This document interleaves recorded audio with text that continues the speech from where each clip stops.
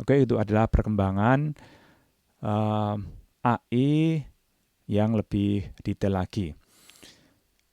Ada beberapa perkembangan AI yang fundamental, yaitu logika fuzzy, jaringan saraf tiruan, dan algoritma genetika. Kita bahas satu persatu ya. Ini sangat dominan di Indonesia sehingga perlu kita bahas secara tersendiri. Logika fuzzy ini bisa dipahami dari namanya. Namanya juga fuzzy yang berarti kabur.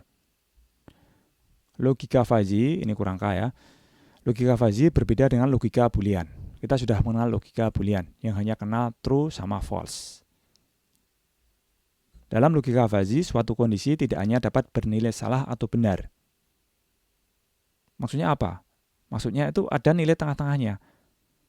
Atau di sini dikatakan mempunyai derajat keanggotaan yang menunjukkan tingkat kebenaran. Derajat keanggotaan itu 0 sampai 1.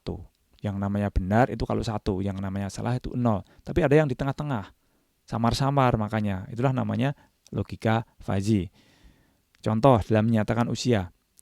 Seorang tidak hanya dapat dikatakan tidak tua atau tua saja. Ya kan?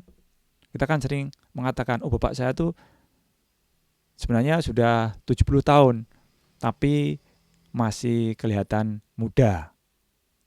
Jadi dia penampakannya itu hampir tua, belum tua begitu ya. Dan ternyata tidak hanya itu ya, masih ada setengah tua.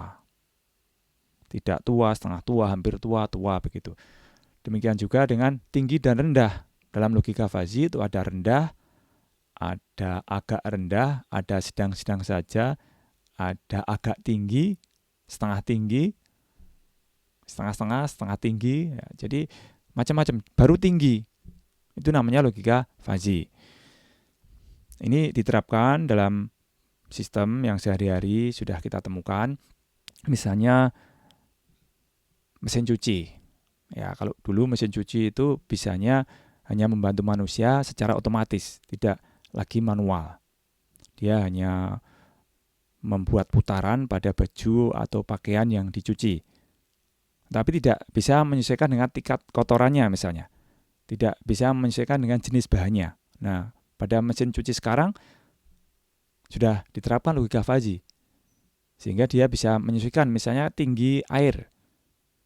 Kita asal saja ngasih baju begitu. Kalau di laundry itu kan harus dikilo gitu ya, ditimbang. Nanti airnya bisa menyesuaikan sehingga baju-baju itu tetap bersih. Coba kalau hanya ada kosong sama penuh. Nanti kalau yang dicuci sedikit, maka boros air, boros deterjen. Nah, dengan adanya logika fuzzy ini, maka mesin cuci bisa lebih efektif dan efisien dalam mencuci pakaian. Kemudian di vacuum cleaner juga seperti itu. Vacuum cleanernya bisa menyesuaikan dengan tingkat kotoran yang disedot. Kalau kotorannya banyak, dia kuat sekali. Tapi kalau hanya debu kecil-kecil, dia ringan saja sudah tersedot. Mesin AC dan sebagainya.